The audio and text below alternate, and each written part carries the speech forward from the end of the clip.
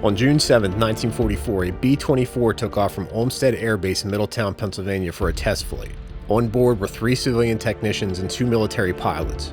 Just as the bomber took off, electrician Norman Shuey Jr. noticed that the engine was on fire. The pilot attempted to circle around back to Olmsted Field, but the Liberator kept losing altitude to the point where the captain told the crew they were going to crash and they would have to jump.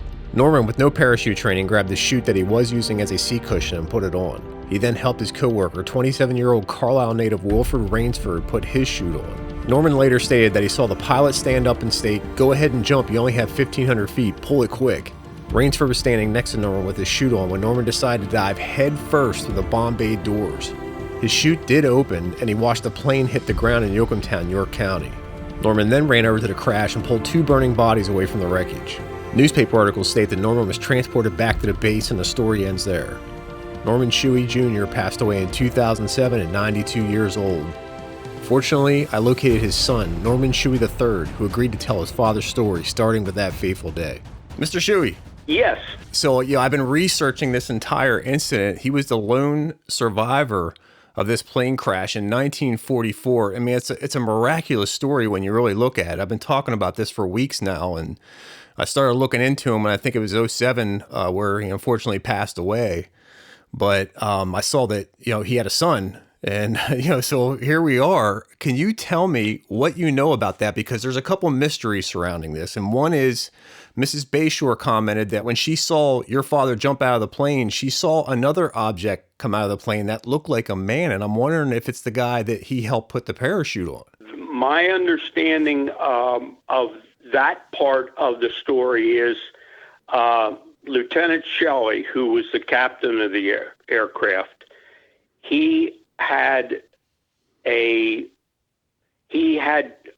was going to make an effort to belly land the 24. That was his expectation, because his co-pilot, who had been in Europe and had been brought back to the United States to fly test flights here, he was war weary. Okay. And so the co-pilot, when they looked out and saw number 3 engine on fire, the Lieutenant Gibson sort of became unhinged. Oh. And it probably was not inappropriate given his military experience in Europe and the fact that he had come home war weary. But when Lieutenant Gibson sort of became distraught, he jumped out of his seat to put his chute on, and then Dad said he sort of became disconnected from the whole thing and didn't return to his seat to take the controls of the aircraft so Lieutenant Shelley could put his chute on. Wow. So that obligated he was the captain of the aircraft, but he was a lieutenant. He was a first lieutenant. That obligated Shelley now to have to ditch the aircraft because he obviously couldn't jump out of it. So their destiny was then sort of locked in, and Lieutenant Shelley made the announcement over the PA system, "We're losing altitude rapidly. If you're going to jump, you got to jump now." So Dad and I'm not sure which other gentleman it was, and Dad worked with all 5 of these people sort of on an everyday basis. Right. And they looked at each other and they put their chutes on, and neither of them was jump trained, and they were both civilians. And they went back and they opened the bomb bay doors, and Dad and he looked out. And I recall my dad saying this, there's about an 8-inch catwalk goes down between the 2 bomb bay doors. And Dad and the other gentleman looked down, and because they weren't jump trained, Dad was afraid when he jumped out of the forward edge of the bomb bay that the slipstream would catch him and cut him in half on the back edge of the bomb bay door. Yeah. We know now that physics wouldn't have allowed that, but Dad didn't know this. And of course, this is on an aircraft that's coming down. So this other fella and Dad, again, Captain Shelley come on and said, "If you're going to go, you got to go." They were like at 1,000 feet. And And so Dad, at that point, he jumped, he counted to 3, and he pulled the ripcord, and he said the crack of that chute opening going off in your ear. And the other fellow went out, and this is speculation on my part, but yes, Mrs. Bayshore was right. Another fella did jump. Wow. And sadly, and this is speculation on my part and also on Dad's, a B-24 obviously has twin vertical stabilizers. There was an indentation on one of the vertical stabilizers that wasn't consistent with the impact. And Dad's speculation was possibly the other civilian that jumped, rather than waiting to count to 3, he may have pulled his chute prematurely. Oh. The wow. vertical stabilizer. And that may have been what killed him. Oh my God. So it might be true then. That wasn't borne out in any of the investigation, I don't believe. But no, it wasn't. I don't think that cause of death, I don't think was formally stated. Do you want me to give you the whole narrative of what I know about? I would love that. Yes, well, please. Mom was carrying me. She was 5 months pregnant with me when this episode happened. Okay. So I was yet unborn, and so the story is, the way I understand this particular B-24, it had come home from a rather illustrious series of bombing runs. Obviously, it had to be in Europe. Right. And it was brought home to be refurbished to be put out on a bond drive, on a war bond drive, as a promotional aircraft that had a successful bombing career in Europe, and they were going to, use that as a springboard for selling war bonds. Okay. And that's the story I got about how this particular B-24 wound up at Olmsted. Interesting. And so because it had been in military service, it was all going to be freshened up. Dad, at that point, was a flight test electrician. And so the aircraft was refurbished at Middletown. Right. And again, this is speculation, but this is my recall. The one thing about the aircraft that made it vulnerable was, the way I understand, when Liberators were taken into the theater of war, they disabled the fire suppression system in the aircraft because enemy fire striking vulnerable spots, let's say in the wing assembly or the fuselage, if they struck the fire suppression system, the damage could be more significant than if the bullet had just penetrated the aircraft and caused whatever minimal structural damage it would cause. I see. So what happened was, aircraft that were in the theater had the fire suppression equipment disabled or removed. So when this aircraft came back to be refurbished at Olmsted, it possibly didn't have any active fire suppression in the wing and engine assemblies. Okay. So the aircraft was refurbished. Dad went up with 5 other, Lieutenant Shuey, Lieutenant Gibson, and Willie Rainsford was the flight engineer. Yeah. And then that's 3. So there would have been 3 civilians. It was Adam Dietz and including Earl my Smythe. dad. Yeah, Adam Dietz and Earl Smythe. Yep. So they went up and Dad wasn't even supposed to make this run. His boss was supposed to make it, but his boss was tied up with something. So he said, geez. Norm, will you make this test flight with me? So they all went up, and it was just going to be one of those racetrack loops out of Olmsted, big sweeping circles, for maybe 30 minutes or whatever. do all the calibrations, and then bring it back, and then it would have gone on. My understanding is this war bond campaign.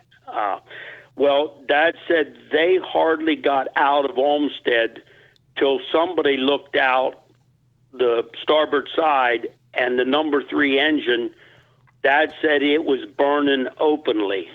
It was burning openly. And Dad said it was amazing to just watch the magnesium melting off of the nacelle, the wing engine pod. And Dad said, boy, it was in a full blaze.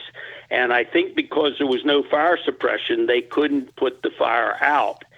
And then, like I said, Captain Shuey created a mayday, but Lieutenant Gibson, because of this PTSD, we'd probably call it today, he didn't return to the flight deck to take the controls. So Lieutenant Shuey announced, we're losing altitude fast. If you're going to jump, you got to go. And so Dad said everybody signs out a parachute when they go up. Really? And then when you come down, you sign it back in.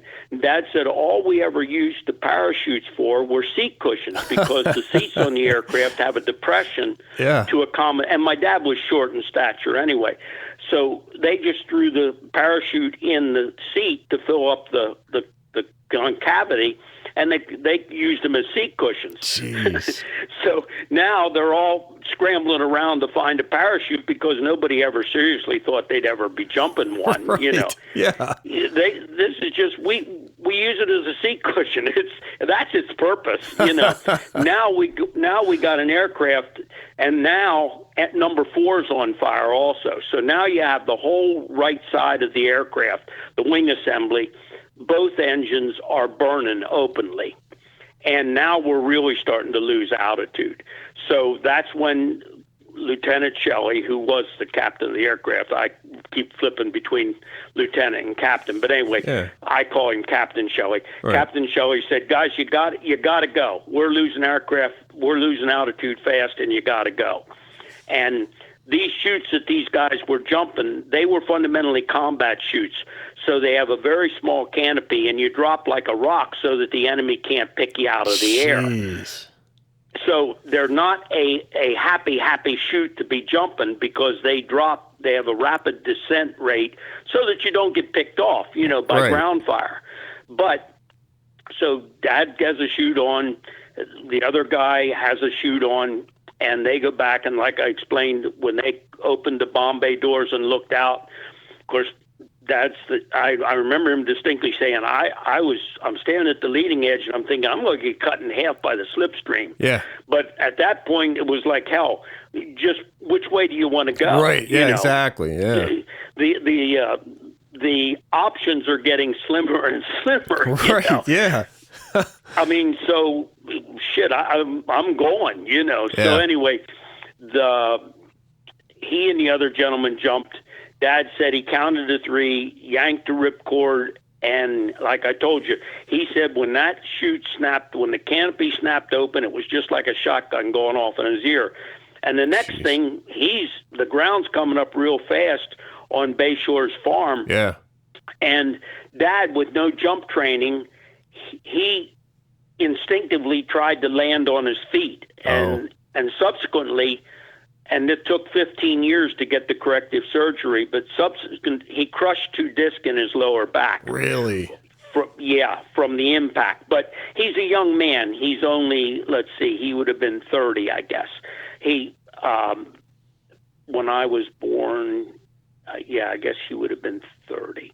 So anyway, he didn't know this, and of course, in the state of all that's going on, he wouldn't have felt the pain anyway. Yeah. So he peeled off the chute, and he saw the aircraft going in on a glide path, and it went up over the hill at Bayshores. If you stand in the farm where the barn was and look across the what was used to be a country road, there's a hill on the other side, and Dad could see the aircraft gliding in over that hill, but now it's out of his sight.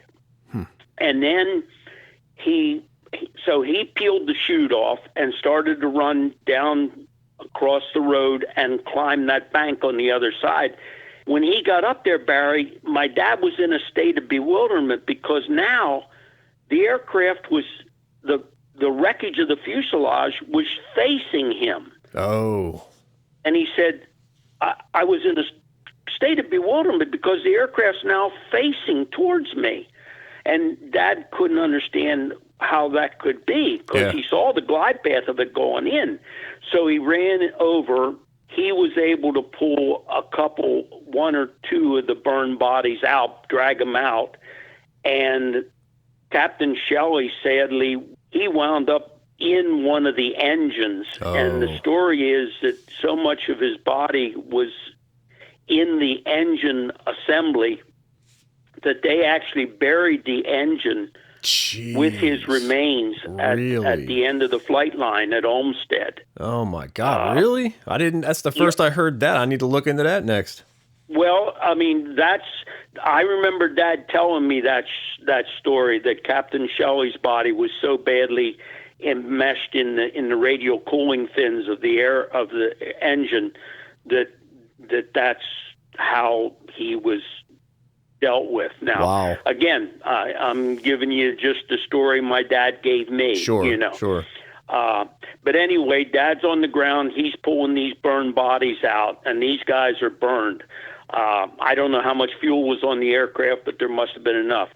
So the speculative answer to why Dad was looking at an aircraft upside down that's now coming towards him is Captain Shelley, because he had been trained to ditch this aircraft. I mean, that's all part of their training as a pilot. Yeah. He had brought it in on a glide path, and a B-24 obviously has a tricycle landing gear.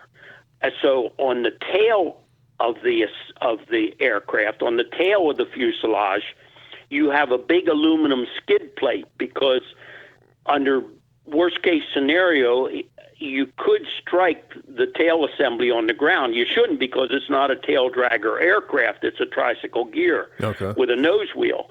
But there is this heavy skid plate on the tail of the aircraft. And there's this, Dad said there was a big boulder in the field. And there was a big aluminum smear on that boulder. Oh. So the speculation was that as Captain Shelley brought the aircraft in with probably the gear up to make a belly landing, unfortunately the tail assembly struck this boulder and flipped the aircraft over. Oh. And that's why it was facing in the opposite direction from its glide path. Wow, that lines up with the Mr. Reams' testimony that he thought it hit the rock ledges along the side there. I can't see them now because there's a development up there, but he claimed back then there was a rock ledge, and he was pretty sure that that's what it hit.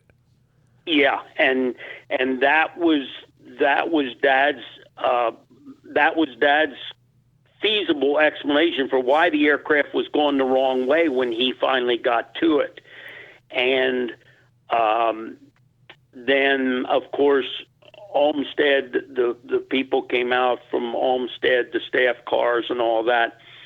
And I think, as I remember this, the colonel that may well have been the squadron commander or whatever, he flew in a small fixed wing, like a bird dog, like an observer aircraft. Oh, okay. The colonel flew in a little observer aircraft, and anyway, after whatever Dad could add to the discussion or whatever interrogation he went through at the crash site, the colonel asked my dad if he wanted to fly back to Olmsted with him.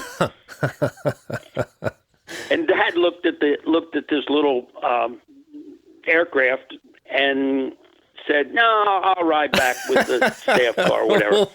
And Dad said when the colonel took off, Now there's only him in this bird dog, in this little observer aircraft, this high wing observer aircraft. Yeah. Dad said he just cleared the tree line by himself. Oh, if my he'd had God. another guy in there that weighed 150 pounds, I'm not even sure. I could have had 2 plane crashes in one day. Right. So you're saying another plane flew into that location? The understanding I have is the colonel came over from Olmsted in his own little bird. You know what these are like, these little observer aircraft. Right. Yeah. Wow. Yeah. My understanding is that the colonel flew that in, his little bird dog. He flew that over and asked Dad if he wanted to flight back with him. Jeez. And so I think that's probably all very accurate. I can't imagine Dad. I don't know even why Dad would have fabricated a story like that. Well, so did he ever fly again? Oh yeah. Did he really? Well, I'll tell you how it went. Dad went back in the staff car and he walked up to the chow hall and had lunch. Now imagine, this is a guy that just lost 5 of his close friends, drugged 2 or 3 charred bodies out of the aircraft. He works the rest of the day. Oh, you're kidding me. Oh, no. He works. He couldn't even get a ride to the chow hall. And this is a guy that's got 2 crushed discs in his back. Oh, my God. Walks up to the chow hall, has lunch, and because of the fuel rationing, he and his several of his brother-in-laws all lived up in Perdix, up above Marysville. Oh, okay. And they all ride together. So Dad rode home that day at close of business. Oh my God, this story just gets more incredible the more that I hear it. I mean, he's basically an action hero. You haven't even gotten started. It gets worse or better. Yeah. So anyway, my dad comes up the driveway talking, and my mom shushes him because my older sister, who was 4 at the time, she was sleeping, and my mom's shushing him. Now, she doesn't realize this man just came home from having crashed, an aircraft, jumped out, crushed a couple discs in his back, lost 5 of his close friends, because these were guys he worked with every day. Yeah. So she has no idea, because nobody has a phone back then. Right. Phones were a luxury. So dad comes home business as usual at quitting time, and Mom, after she realized what he had been through that day, she felt so bad for shushing him coming up the driveway walk. Yeah. So anyway, this is wartime. Nothing's given a tremendous amount of importance because, of course, in the European and the Asian theater, guys are dying every day, right? But not out of Olmsted. Yeah, exactly. Yeah. Well, I mean, there were actually 3 crashes that year over here, and that's what my story is actually covering, all 3 of them. But yeah, it wasn't a daily occurrence. No. So anyway, a couple days later, Dad gets some kind of inquiry. Either somebody comes to see him or he's told to go see somebody. And they said, Mr. Shuey, where's your chute? Dad said, well, I don't know where my chute is. When I jumped it, I landed, I peeled it off, and I ran up over the hill to the crash site. Right. Well, you signed out a chute. You're kidding me. Dad said, well, I signed out a chute. Well, you have to produce the chute or make restitution for the cost. No way. Oh, no, I'm as serious as a heart attack. What the heck? Dad said, I don't have the chute. I jumped the chute. I peeled it off probably on Bayshore's property, and I don't know where the chute is. Well, you're going to have to, you signed it out. It's your property now, and you have to make restitution for it. Oh, my God. Well, my dad, I guess, in a continued state of disbelief. Yeah. And I think, and I'm just speculating here, Barry, I think the number was like $110 because they were all silk canopy. Jeez. They were a beautiful silk canopy. And I think the number was like, and in 1944, $110 was a huge amount of money. Yeah. I mean, he was probably making $30 a week or something. I don't know. Right. But yeah. But they want Dad's money because he doesn't have his chute. That is crazy. That's what I told you. It gets more interesting. Yeah. So anyway, Dad makes a huge stink about this because this is nuts. Yeah. And all of a sudden, the chute shows up. Really? So somebody had grabbed the chute, I guess as a souvenir or something like that. And then I guess the fireplace got a little too warm, and then all of a sudden, because Dad sure as hell didn't have the chute. Number one, he went back to Olmsted in a staff car. You don't take a jump to chute. You know how much voluminous the canopy would be. Yeah. You don't stick this thing in your shirt. Right. So Dad did not go back with a chute sequestered in his coveralls. Yeah, exactly. You know? Yeah. But the chute somehow, Dad said several days later, did show up. Oh, that's interesting. So I know Mr. Ream said that he knows that they did find the chute on the Bayshore farm because that's how they knew that's where he landed at. But, yeah. Well, the story my dad has always told me is they were dunning him for the chute. Now, the chute has kind of a cynical, sad story to it, but it also has a wonderful story to it. Dad was a member of the Caterpillar Club. The Caterpillar Club was instituted, and I forget the chute manufacturer, if it was Rupp or who it was, whoever manufactured the chute, they had what was called a Caterpillar Club. And if you jumped one of their chutes, you got this Caterpillar pin. Really? Because of the silk that was in the canopy. That's what the Caterpillar Club was. Wow. And Dad got to meet the lady down at the chute barn on Olmsted that packed his chute. Really? He actually got to meet the lady, and this had to be so gratifying for her because there was a slip in every chute who packed it. Oh, wow. And Dad got to meet the lady that packed his chute. Oh, that's crazy. Which I'm sure for the rest of her life, she never forgot. Yeah, yeah. So that's the optimistic side of the parachute story. Right? Yeah. Yeah, and Dad got a big. Dad used to have a framed certificate down in his ham shack. He was a ham radio operator, amateur radio operator.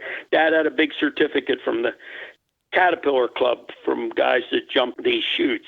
Oh, that is so cool. So I wonder what happened with that stuff. You know, I honestly don't know. I'm looking at it right now. I wound up the ripcord that my dad pulled, the ripcord handle. Yeah.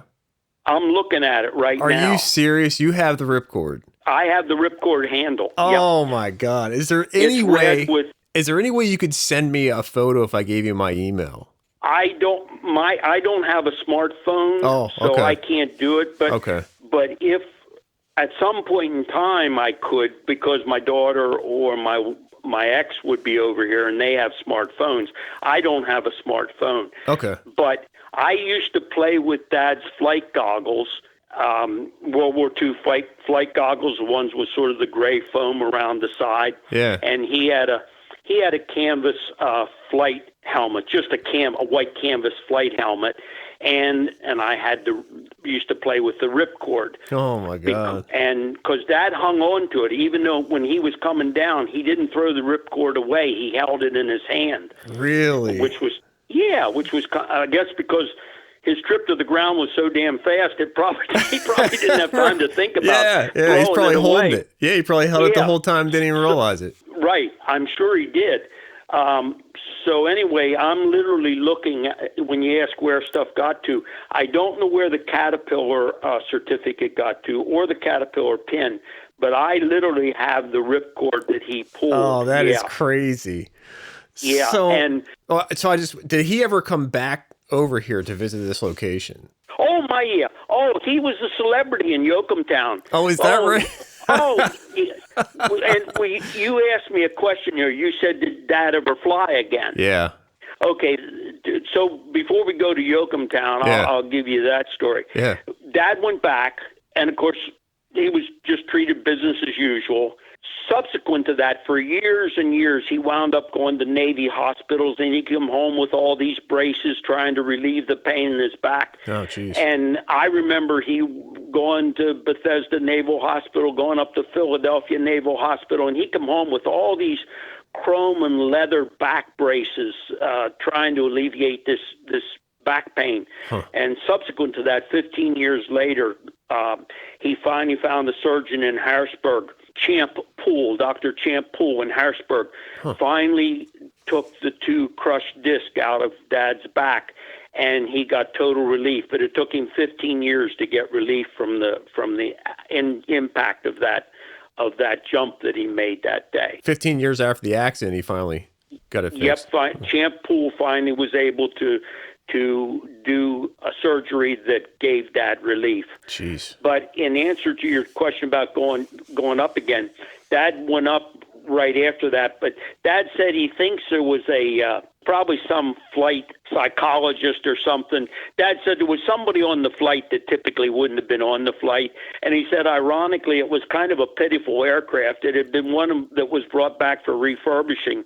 And on the leading edges of the wings, I don't know how much, are you interested in aircraft, or do you know anything about aircraft? I don't know anything about it. I am fascinated by the aircraft. Okay. Yeah. Well, those aircraft, because of icing on the leading edge of the wing, they had rubber bladders that would inflate and with pneumatic pressure and flex the ice off the leading edge of the wings. Okay. And that's the way they were designed.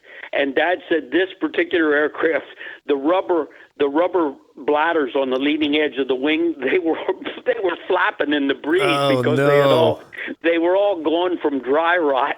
Dad said, if there was ever an aircraft that looked like it was going to drop out of the air, it happened to be this one. Right. And Dad said, I think that's the one that the flight surgeon was on with me to see if I was certifiable to go back up again. But Dad flew after that.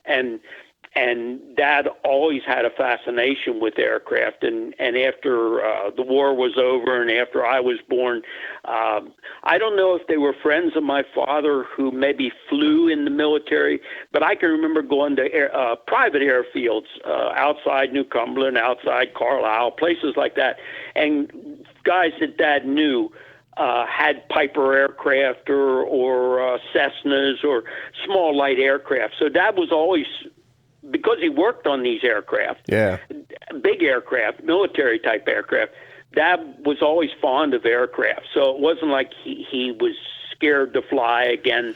I can't believe that. I mean, how do you jump out of the bomb bay doors of a B-24 and not even parachute trained and then get back on no problem? I mean, that's definitely a different generation back then. It is, and it was wartime, Barry, and people just kept on keeping on. Yeah, exactly. Nobody knew about PTSD. Nobody, quite frankly, cared. Yeah. I mean, probably Lieutenant Gibson probably shouldn't even been in the right-hand seat of that aircraft. Yeah. But he was, because he was young, he could fly, and even though he was distressed, nobody cared. Just like Dad having to hitch a ride to the chow hall and working the rest of the day. Oh my God, that is that insane. almost seems mind-boggling. It is mind-boggling. I'm gonna tell that story a lot when I hear people complaining about needing to go home sick or something like that. I mean, this is after you've jumped an aircraft and pulled scarred bodies of your best friends out. No, it's unbelievable. It's unbelievable. And so he was not trained. Well, he was just told, you just pull this cord. You jump out of the plane, pull this cord. He was told that you jump out, count to 3, and pull the rip cord, and that's how it works. Oh, my God. Because these guys were civilians, and because they were at Olmsted, and even though you said there were 3 wrecks that year, they probably, in some sense of fatalism, they probably thought, we're just using them as seat cushions, and we'll always use them as seat cushions. We'll never have to jump this thing. And what I've discovered is, in listening to PBS broadcast about World War II, I always blamed the military for not giving my dad jump training. If they expected him, if they were going to issue him a chute, I would have thought.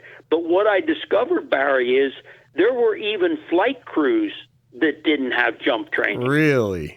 No, and I was so surprised by that. Yeah. But I guess to get a compassionate explanation for why that could even be, the only thing I can come up with is, this being wartime, we just didn't have the luxury of sending everybody to jump school. Yeah. Honestly, the only people that probably went to jump school were paratroopers. The rest were just given a chute, told to count to 3, and let her go. Oh my God. But I learned that actually flight crews didn't even have jump training, and I was stunned to hear that, because I thought if you were military and you were aircraft assigned, I thought you would have gone to jump school. Yeah, I thought for sure that was the case. I thought he was probably trained. He had to have been. I'm thinking, well, they didn't have OSHA back then, but you would think something would have regulated that. You'd have thought that was mandated. But jump school was obviously something that I think, number one, it would have been way too time consuming when you look at the run up to military service during World War II. And when you had Fort Bragg and a couple other places that were jump schools, you could only put so many students through a program. And so all they were putting through the program, I think, was paratroopers. Yeah. I have learned just within the last 2 years, because I told my daughter, who researched this some too, I said, I used to be overly critical of the Army Air Corps, but I said I've sort of backtracked a little, because I found out even flight crews weren't jump trained. So that's crazy. The fact that Dad, being a civilian, wasn't jump trained isn't at all surprising, because even air crews weren't. Yeah. But when you talk about going to Bay Shores, Dad became known down in Yocumtown, down in Edders. Yeah. Dad became known as the airplane man. Is that right? Really? We became friends with Bay Shores. Really? We became close friends with Seti and Wally Bayshore. Really? And we would go there on Sundays and have dinner with them. Oh, you're kidding me. What, you met Seti then? Oh, yeah. I met Seti and Wally. I had a pigeon named Wally. They gave me a pigeon when I was a little kid. Oh, my I named him Wally Bayshore. Oh, that is crazy. And we used to go there on Sundays for dinner, and anybody that came over and stopped by, Seti and Wally used to introduce my dad as, this is the airplane man. That is fascinating. And, of course, because everybody locally knew this story, Dad was kind of a minimal celebrity in Yocumtown. Oh, my God. Yeah. That is crazy. They are the only, I live in farm country now over here in Delaware. Okay. As a matter of fact, my backyard, they just took the soybean off. I live on 1.25 acres, and I have 1.5 acres next door. Okay. And I'm out in the country outside Bridgeville, Delaware. Yeah. So I know a lot about farming now, because I'm curious, and because I have a farmer farming. I don't want to mow all this damn lawn, so I have it farmed. Oh, good idea. Yeah. Seti and Wally are my farm experience. We milked cows down there. Wow. I'd go down with Seti and collect the eggs down in the hen house, was in the lower corner of the farm down there. And we were down there an awful lot of Sundays for dinner. And we became they became part of our sort of extended family. Oh, that is incredible. Well, something I was talking to Mr. Ream about, he wasn't sure if the Bayshore farm was the side over there where the plane crashed. He didn't think that belonged to Bayshore, but he wasn't positive. Do you know that? Well, I don't know. I'll tell you this, and I don't have it. You'd probably think it would be fun to take a picture of this. Wally was coon hunting or rabbit hunting the next year after the crash. This would have been in 45. Yeah. And he found, while he was rabbit hunting, he found one of the props off the aircraft. Wow, really? Jeez. And we've had that prop. Wally asked Dad if he wanted the prop, and Dad said yeah. So really? And because they're aircraft props, they're massive. I mean, they're 5 feet long, but they're not that heavy because of the rotational mass. Huh. And it broke off right at the hub, and the last 6 or 8 inches are painted yellow. The prop is fundamentally gray or black, and because of recognition of a whirling plop, the tips of it are yellow, and they're about 8 inches of it. And interesting, the tip of this prop had what you would describe, if it was in paper, you would describe it as a tear, where it had hit the ground and tore the tip. It was all there. The full prop was there, clear back to the hub. But the tip was torn and smeared where it had struck the ground. But we had that prop at home. Matter of fact, when right before Dad went to the Masonic home, he got dementia. He asked me if I wanted the prop, and honestly, Barry, I couldn't think of anything I could do with the prop that, you know. Yeah. And I'd seen it all my life, obviously. Jeez. So but I don't know if Mr. Bayshore owned that property or if he was just rabbit hunting over there because he could. Yeah. But a year later, he found one of the props off the aircraft up over the hill and over at the impact zone. But I don't know if he owned that ground, and it's very reasonable to think that maybe he didn't own that property. Yeah. I don't know that. Yeah. Yeah, well, Mr. Ream he was 12. He was working his grandfather's farm on top of the hill as he watched this thing go down. And I don't know if you have YouTube, but you'll see him in my video. I interviewed him yesterday. Matter of fact, our daughter took an interest in this because it's wonderful for people like yourself who have a curiosity to document these kinds of things. Yeah. Because many of them are going to be lost. Exactly. I feel badly. My older sister, the one that my mother was shushing my dad because he was going to wake her up. My older sister, Norma, she turned 84 yesterday. Oh, ironically. Wow. Yesterday was her birthday. That whole generation of people for whom these are first-person experiences, exactly. They're all gone now. Exactly. And I see my own mortality, and I've had a really interesting life. So my daughter, I guess it was 4 or 5 years ago, she said, "Pop, what do you want for your birthday?" I said, "You know what, honey?" I said, "How about buying me a small pocket recorder, and I am just going to start out." Yes. I'm going to start out and do the whole narrative from where I was born in Perdix, and then when we moved to Enola, and not to bore you with it, Barry, but I've had a fun career. I was recruited right out of high school to the FBI. Oh, what? Really? We didn't have the money to send me to college. Yeah. And so what the FBI used to do was, and we had a local agent, Mr. Terry Anderson, and his daughter went to East Pennsboro, where I went. Carol and I, my ex and I, we were in the same class of 62. But what the FBI would do is they'd send the local agent, in this case it was Terry Anderson out of the Harrisburg field office, they would send them around to local schools, and they would ask the guidance counselor, who do you have that fits this profile? Right, yeah. And the profile was somebody that was reasonably fit, somebody that was reasonably academically astute, and somebody who wasn't going to go to college.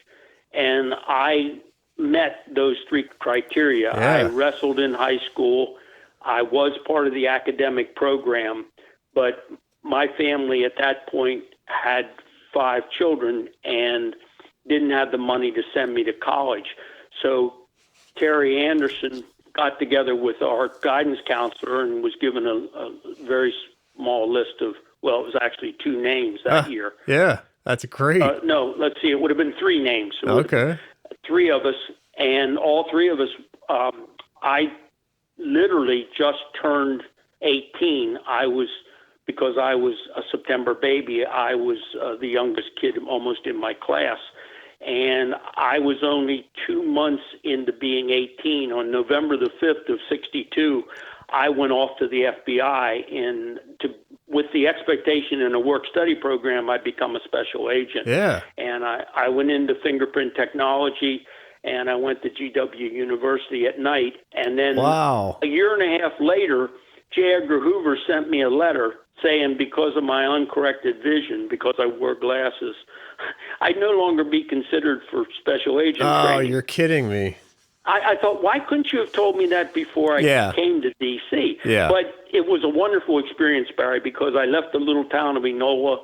I went to the big city. I lived on my own. And being at the Bureau, I was there the day John Kennedy was shot. Yeah. I was working at the Bureau, and I actually went over and looked in the Oswald files that day. Is that right? Really? Yeah, and the next day we didn't work because it was a day of mourning. That was, I think, a Friday.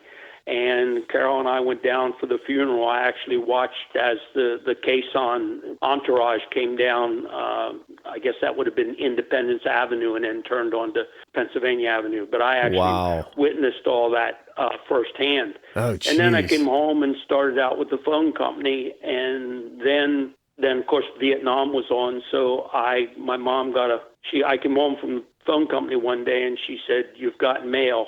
And it was from Selective Service. And so about a month later, I was off to the Air Force for 4 years. And I was trained as a combat. Yeah, I was trained as a combat medic. And I had a wonderful 4 years in the Air Force, and I almost stayed. I didn't come from a military family because, as I said, my dad and all my uncles were all civilians in critical service. You know, they were all at Olmsted. Right. But none of them had military bearing. So I came from a non-military family, but I loved the military, and I almost stayed. And then I came out of the military and came back to Bell-Tel. And my avocation is working on first-generation Camaros, 67 to 60. Nice. 67 to 69 Camaros. Oh, that is great.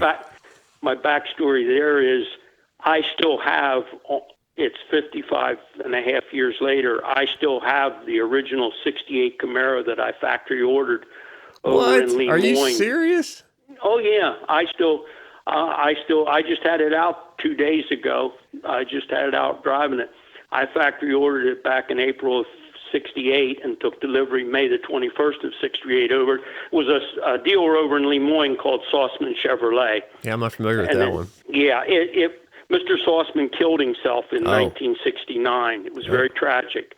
I shopped the car over at Sutliff Chevrolet in Harrisburg, and I shopped it over at Sauceman in Lemoyne, and I got a better deal over in Lemoyne. So, yeah, I took delivery of the car May the 21st, and I'm still driving it today. I love the FBI, and I always wanted to be in law enforcement, and if it hadn't have been for my vision, I was sort of on a fast track. And the good news was, like I said, working for the Bureau, it gave me that sense of independence, leaving the little town of Enola with 3,500 people and living in southeast D.C. That's a quantum leap from a kid from Enola. It's a huge jump, but not only that. So my wife graduated. She was an Enolian. All of her friends still live there. She's the only one. She got married previous to me and went to Germany with her husband and in the military and came back. But all of her old friends are still in Enola. Nobody leaves Enola. So you got out. Well, and to your point, Barry, there are 5 siblings in my family. Yeah. I'm the only one that ever got 10 miles from Enola. Is that right? Yeah. I'm not saying that to embellish your story. I'm saying that because that's factually true. It is. And I mean, her friends have a point. It is a nice place to live. They don't want to go anywhere else. So, I mean, I get that. But, I mean, yeah, they haven't seen the world, They don't know what's outside of Enola. No, and Enola's a great place, and I love up home. Carol and I still own land up in Perry County. We still have 10 acres up in Perry County. Nice. And I love, I love my Pennsylvania roots. And I'm proud of them. For me, it didn't work that way. I was the black sheep that left, and then of course, then J. Edgar, and I still have the letters. I have that is 2 pretty cool. Original signed letters from J. Edgar Hoover. I have them in town in the safety deposit box. And one was for a promotion I got, just a little GS promotion. Yeah. And he didn't trust an auto pen. J. Edgar Hoover was a piece of work, and he didn't trust a lot of technology. So I think these weren't signed by an auto pen. They were actually signed by him. Oh, that's pretty cool. Seti and Wally had a black and white TV, and years ago, before we had color TV, you used to be able to get a vinyl onlay that stuck to the front of the glass, and it was in 3 colors. It was 3 bands. It was blue, and then there was another color and another color. And I can remember going down to Seti and Wally's and watching TV on this, what was somehow sort of a doctored up, almost like looking at color TV. Oh, that's interesting. Yeah, at Seti and Wally's. But every time somebody came over on Sundays, it Dad was always introduced as the airplane man, and of course that was all they needed. You know, Right. you didn't have to. There was no embellishment required because Dad was the airplane man, my like God. you said. He was the local celebrity. Yeah. Yeah, that is insane. I just can't believe that he got back up on a plane after that. Yep, he did. And then, you joined the Air Force of all things. Yep. After that. Well, let me ask you this final question. So, were all your siblings born at this point, or is there one of your siblings that wouldn't have been around right now if he didn't make it?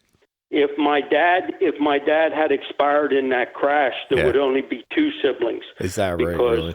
in 49, my baby sister was born in 49, and then the subsequent 2 children were born, one in 59 and one in 59 and 61. Jeez. So 3 of the children would have never been conceived. Yeah, so it would have just been Susie and me, and I'd have been in Carol's category. I'd have been born never having known, I'd have been fathered by this person, but I would have never known them.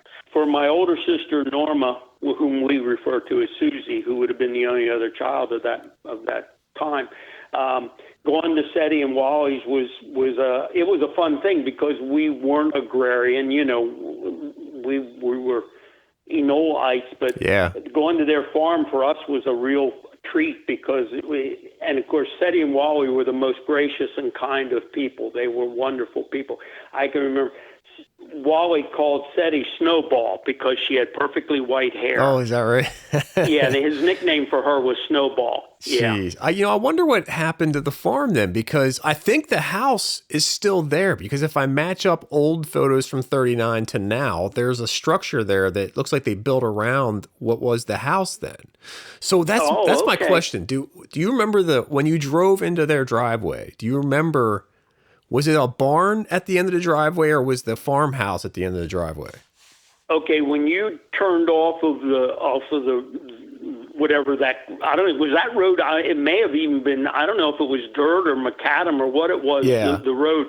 When you turned up in to go to the house, the barn was on your left side and the livestock pen where the cows would be was in front of the barn facing towards the road. And then the farmhouse would have been on the right. It seemed to me like it was 2 stories, although I don't ever recall having been upstairs, but it seemed like it was 2-story frame building. Well, looking at chicken coop. Yeah, looking at the 1939 aerial photographs, that's what I must be seeing, the barn then, because there's a smaller structure on the right-hand side. I just talked to the owners up there, and he thought I was crazy, but I told him about the B-24, and he said he didn't know anything about the Bay Shores or the crash, but he did say he knows the house was built in 1860, so it's the only thing that was there in that map in 1939, so it has to be it. Yeah, when you drove up onto their property, the barn was on the left side, and then on when you're looking at it on the right side, that was corn crib, and then you had dirt access that went up around to the back, where, like, for example, you were going to put hay in the hay loft or something like that. Yeah, there was an incline that went up around to the back of the barn and brought you out on the main level of the barn. But then on the right side was their farmhouse on the right of that. Okay, that answers that then. Did your dad ever show you the exact place he landed? No, not really. Yeah. No, honestly, I don't know. I never actually trudged up into the field. No. Okay. Because on what I call the cut, where you went down the road, the lane to turn into the Bay Shores, it was a pretty good incline to go up over that bank to go up on the high ground, and I've never been in that field. But did he ever show you where he landed with that parachute? Because supposedly it was like right in front of the barn there somewhere. That's exact. Dad said he all but missed like the pig pen. Yeah. Is that right? Yeah. Really? Okay. That was always the thing, that he almost wound up literally in a mess. Yeah. But he literally landed, the way I understand his point of impact, because he had no knowledge of how to steer an aircraft or to tip air out of it, and quite frankly, holding onto the ripcord, he didn't even have a good handle on the risers anyway. Probably and I don't even know if those chutes are steerable. Yeah, right. Yeah. They were going to drop you like a rock and get you out of the air, and so. There probably wasn't, but Dad said he all but landed in the livestock pen. Well, Mr. Ream said he saw him drift. He said he saw the wind catch him, and it blew him over to the Bayshore farm. Yep, and that is exactly consistent with what Dad always made reference to. That's crazy. Dad used to show me little black and white photographs of the crash scene, and you could see where Dad had covered the bodies up with chutes and stuff. Yeah. And we used to have burned fragments of the glass from windshields or machine gun blisters or whatever they came from, and pieces of melted aluminum, little pieces of melted aluminum. That's all the remnant. And then subsequently we had the prop. Yeah. So where did the prop go? Who has that now? Dad said somebody, if I wasn't interested in the prop, one of his aircraft interested friends wanted the prop, and I said go ahead and happily give it a new home. But I don't know who that person was. But Dad had somebody that was either interested in aircraft history. When the Confederate, what used to be called, and now that's politically incorrect to call it the Confederate Air Force, but what used to be referred to as the Confederate Air Force, they flew a 24 in locally, I don't know, to Lancaster or someplace, and Dad got to tour a 24, and when they found out he flew 24s and that he had jumped one, Dad became again sort of a local celebrity amongst that Confederate Air Force crew, because this was a guy, who walked the walk. You know? Exactly. Jeez, that is just insane. So how much longer did he work there then before he retired? He worked at Olmsted. The answer, Barry, is I can't tell you the number of years, because what he then did was, because they were living in Perdix, above Marysville, right there on the Cove Mountain. Yeah. Well, that's where we lived. He was able subsequently to that to get a job at the Mechanicsburg Naval Supply Depot. Oh, okay. I see. So he transferred from Olmsted because that was closer to go to Mechanicsburg. But I don't know how many years. I'm trying to recall. We moved to Enola in 53. I think he might have gone to Mechanicsburg like in the early 50s. So he probably finished out the decade of the 40s. He might have finished out the decade of the 40s. This is conjecture on my part. Down at Olmsted, and then was able to transfer to Mechanicsburg. I see. Okay. Yeah, and work for, again, as a civilian for the Navy Department out of Mechanicsburg. So do you remember the address he lived at in Perdix, by any chance? Well, it would have just been an RD address. Yeah. And I couldn't tell you the RD address. The other day, because I'm kind of new to the internet and all that, because of never having fiber out here. Yeah. The other day, I thought, I wonder how intensive the internet really is. I'm going to put in Perdix, Pennsylvania, which is a village, and it only, has 105 homes or something total. And damn if it all didn't come up. Yeah. And I thought, right. Holy cow. Because I thought, geez, the internet. They do have everything on here, because Perdix is like nothing. It's not even a pinprick on a map, know. I know, it is crazy. We went to school in Duncannon, because right there on the edge of the Cove Mountain where you turn out of Marysville, that was the separating line between the Enola education and what was Duncannon, or then subsequently Susquehanna education. Right. So we went to Duncannon. Yeah. So what about? Does anybody have any photos of your father that somebody could send me so I could put into this narrative? There are a bunch of photos of my dad at different periods of his life. Matter of fact, I'm literally looking at one right now where, let's see, he's holding me, and I'm like, I'm like maybe 12 months old here. Oh, nice. I guess. Yeah. I mean, there are pictures of my father. Okay. Yeah, I want to make sure his story is told completely because, I mean, I just can't believe this hasn't been an article. I searched, I subscribe to newspapers.com, so I get all the newspaper archives. There's plenty of articles about this crash, but there's nothing about, your father jumping out of a plane, surviving, and what happened to him. Right. Well, that and like you say, you can only imagine in the little village of Edders or Yocumtown, whatever you appropriately call it. Yeah. You can only imagine what this did to the locals. Oh, yeah. There. Yeah. Having this 24 come down almost on top of them. Exactly. And then, just like you alluded to, somebody literally actually seeing my dad jump the aircraft. It's insane. Yeah. This was, for these people, this was almost life-changing. Yeah, yeah, exactly. There was the before the plane crash, and there was the after, and then there was the airplane man. Yeah, right, exactly. Yeah, I want to make the airplane man kept showing up at Seti and Wally Bayshore's house every Sunday for chicken soup, and that's crazy right gracious. there. They were crazy. They were the most wonderful of couples. Yeah, they really were, Barry. Yeah, I mean, even if I don't, I would like to try to get it for this video, but if I don't for some reason, then hopefully I can eventually get it. And I'll do a story just on him alone. So, but I'd love to incorporate it into. This is called the 1944 plane crashes of York County. So it's all 3 plane crashes. But I think I spent the most time on this one because it's crazy. Well, and I apologize if I belabored the point, but there's just. There are aspects of this that one just sort of melds into the other. Yeah. And I apologize if I ran long with this. No, it was perfect. It was great. And I think, and I don't want to hold out false hope, but my baby brother, his wife took a tape recording that my dad made on a cassette. Oh, wow.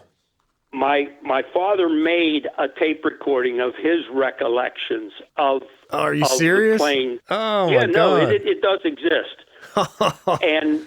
and I put together a family get together about 5 years ago, and Mark, my baby brother, who was born in '61. His wife had transcribed this tape recording off onto CDs. Oh, man. And so these CDs do exist, and it's all in the first person. It's Dad's narrative of the plane crash. Jeez. He did this. Yeah. So it definitely sounds like it sounds like it'd be worth doing, just focusing on his story eventually. Then that's well, absolutely. This is kind of, in a way, it sort of shivers through you because I'm hearing my own dad poured out the story. Yeah, that's crazy. It's not me telling you I have a pretty, Carol says I remember everything, but I don't remember everything, but I have a pretty good articulation of what transpired.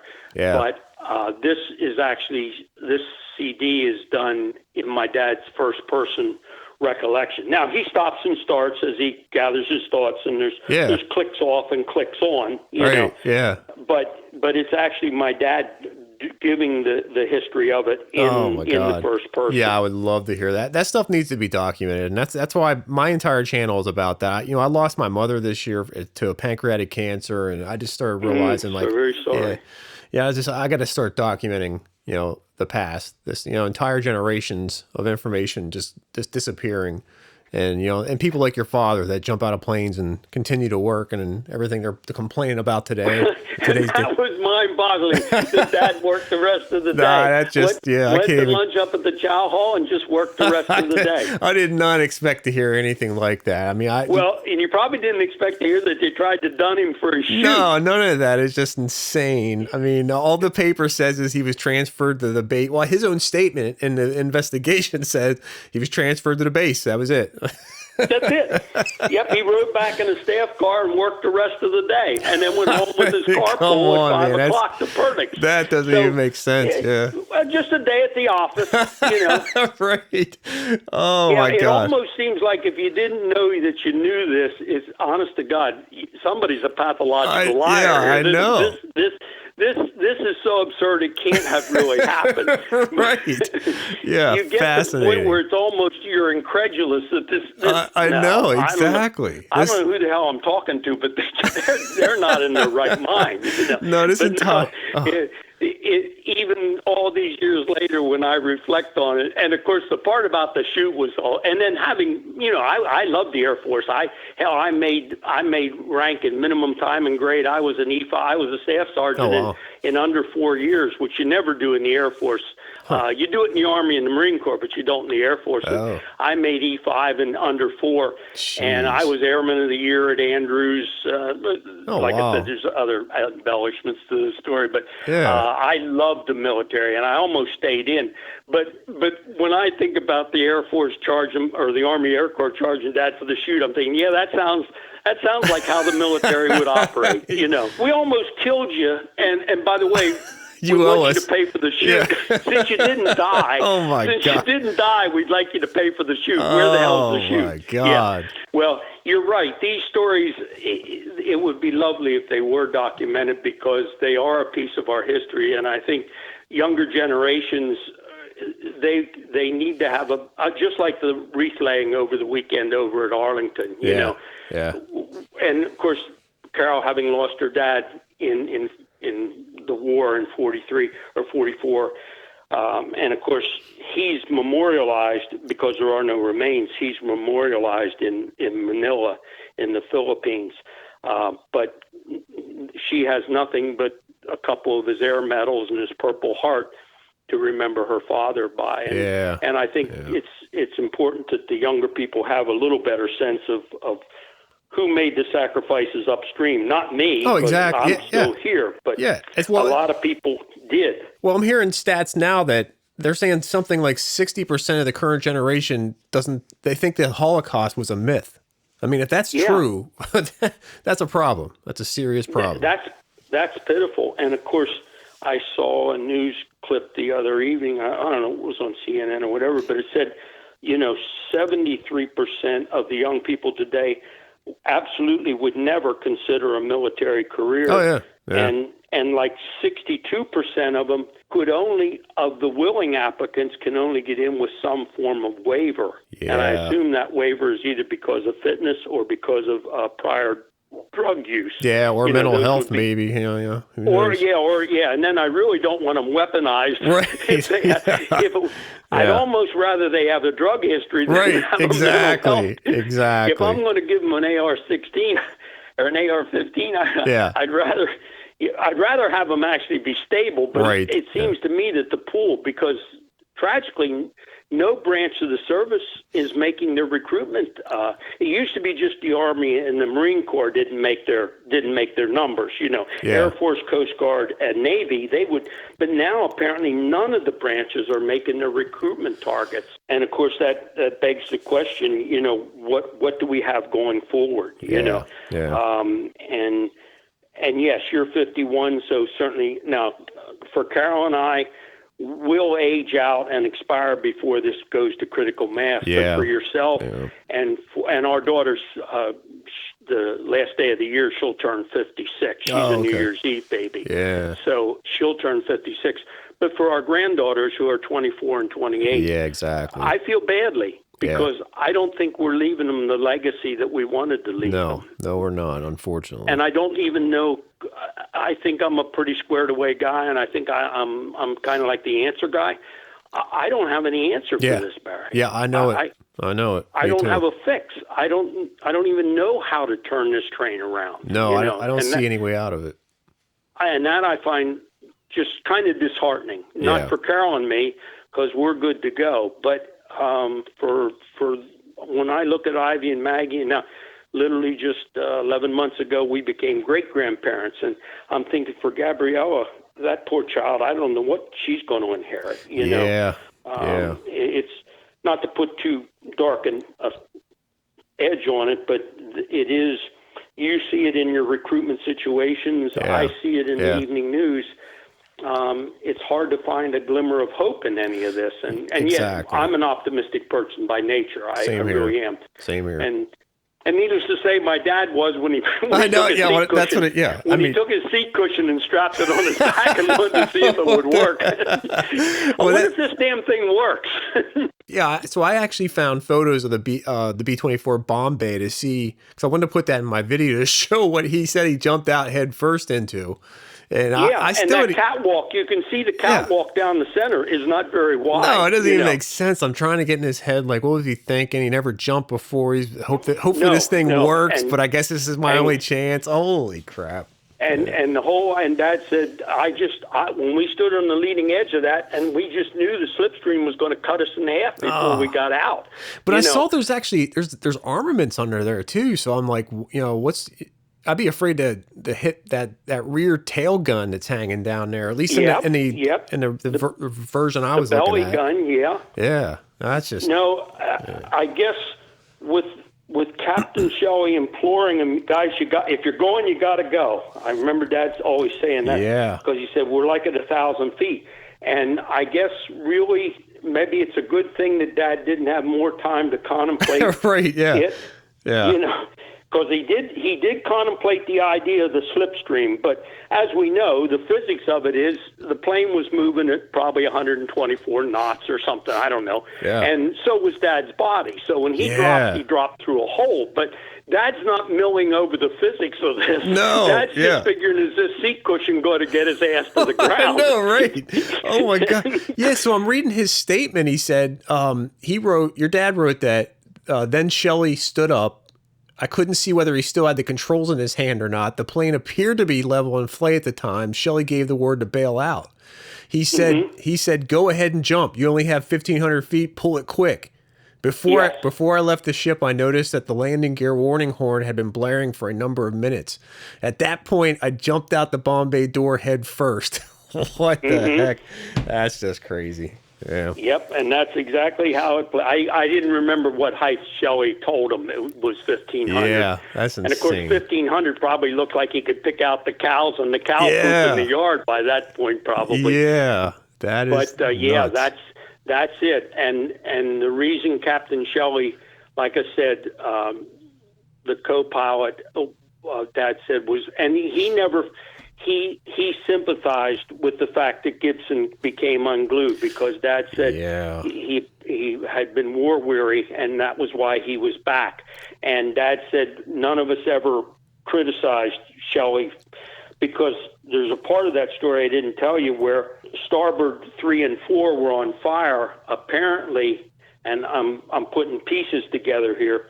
Captain Shelley told Gibson to go back and shut off the fuel supply to 3 and 4. Yep. And Gibson went back and shut off the fuel supply to 1 and 2. So that's funny. Ford engine. Yeah, it's funny you bring that up because I was just reading the conclusion of the crash, and they basically gave 3 conclusions, and one was that Gibson shut off the wrong gas supply, which made Shelley lose control. And your dad... Well, and Dad always said that's true. Now, he said Willie Rainsford, who was the flight engineer. Yeah. You have his name? Yes, yeah. He was a Carlisle guy. I was looking at his house the other day. Dad said Willie turned the fuel supplies back on, but I don't know how unstable the aircraft. Obviously, it doesn't help when you have 2 on fire and 2 that are dead sticked. That doesn't improve your flight, your aerodynamic capability. I know, right? Yeah. So, but what Dad said was that after Gibson shut him off, that Willie Rainsford, who was the cruise flight engineer, he turned them back on. But again, in this pandemonium, how much instability was induced? Probably a great deal, because you already have an aircraft that's unwieldy. You know. Well, that's what he said about the whole the gas thing. He said that Rainsford, your dad said Rainsford and I, to accomplish this, had to be in the bomb bay. So then he had helped Rainsford adjust his chute, and that's the last he saw Rainsford. So. Yep. I mean, like you said, there were 3 events. I maybe didn't know that there were other crashes out. Well, I guess it wasn't actually out at Olmsted, now that I think about it. So the one, a pilot with the WAFs, the Women's Auxiliary Ferrying Service, was flying a P-38 from... P-38, Yeah. In April, she was flying a P-38 from California to Jersey to send it overseas. She stopped at the New Cumberland Airport. And when she went to take back off again to continue her route, one of the engines went out and she crashed and died. Well, you know what the nickname of those aircraft was? No, what? The Widowmaker. Oh, was that right? Really? Yeah, because if you lost one of those P-38 engines, the aircraft became, because of the twin boom and the twin fuselage thing, it became extremely unstable. Jeez, yeah, I didn't know that. So they called them. But you know what they called the B-24s? What? Flying coffins. Oh, I didn't know that either. Really? Yeah. I mean, because they were difficult to get out of. Well, so your dad in his statement mentioned that the other two were in the back of the plane, I guess. And I wondered about that too, because they said that they had no way of hearing the order to bail. So those dudes, the other two were trapped. Adam Dietz and Earl Smythe were basically in the back of the plane and had no idea that people were bailing out of that plane. My heavens! I didn't know that. Yeah, he said that the pilot and the co-pilot only had like mic or throat mics or something like that. Throat mics, yeah. But yeah, I guess he said they had no way of knowing that they were bailing at that point. And he did note about Gibson. He said he appeared to be very excited and repeated himself a number of times. Yeah. Jeez. And Dad said Dad's explanation to me was that Gibson, and on this transcription from Dad's cassette tape that he made, Dad says, and none of us ever held Gibson responsible because we sympathized with his situation. Yeah. So, because your first instinct would be say, that son of a bitch should have sat down and taken the aircraft and let Shelley, get suited up and all of us get out of here. But Dad said there was nobody ever was critical of Gibson's behavior. Yeah, but that's how Dad. Yeah, it sounds like he didn't even mention that in the report, but that's interesting because if you think Shelley stood up, he probably wanted to put his chute on too. But if he couldn't, if he had to hold the controls the whole time, that's crazy. Jeez. And that I think is the understanding of why. And of course, again, and you made the point, they didn't have a lot of altitude to work with because this was not any kind of a point-to-point transit. This was just a racetrack loop around. Get your numbers and put this thing back down and get the next one. Jeez. So they were looking at Cumberland County and York County and all that from a Lancaster County from a very low altitude on a good day. Yeah, right. Yeah, exactly. I appreciate your looking into it, and I appreciate the fact that this legacy has some longevity to it because I think the whole big picture of the Second World War and the Korean War, and even to some extent the Vietnam War, it's underappreciated because of the political commitment to it. But when you think about the kids, because I offloaded casualties because I was a combat medic, I offloaded casualties at Andrews, and I'm looking at these kids on these frames and these striker frames, and I'm looking at kids that are just like me. They're 20-year-old kids that maybe just got their driver's license and now they're shredded. Jeez. That's the part of it. Not for me because I'm good to go. Yeah. But for these people, I think somebody has to remember. It's not too corny to say the sacrifice that they made. Absolutely. No, 100% agree. That's what I'm trying to do. Not only that, I'm just trying to forget the current times we're living in and think back to the times when people were, had values and, systems of beliefs. So, well, thank you, Mr. Shuey. I really appreciate it. Okay, sure enough. Thank you, sir. All right, it was a pleasure talking with you, Barry. You have a good day, and if I don't talk to you between now and the holidays, you have a Merry Christmas. Thank you, Norman. Have a Merry Christmas yourself. Surely. Bye-bye. Thanks for tuning in. If you want to see video versions of this podcast, check out my YouTube channel, Running Into History. And stay tuned for more stories of our forgotten past.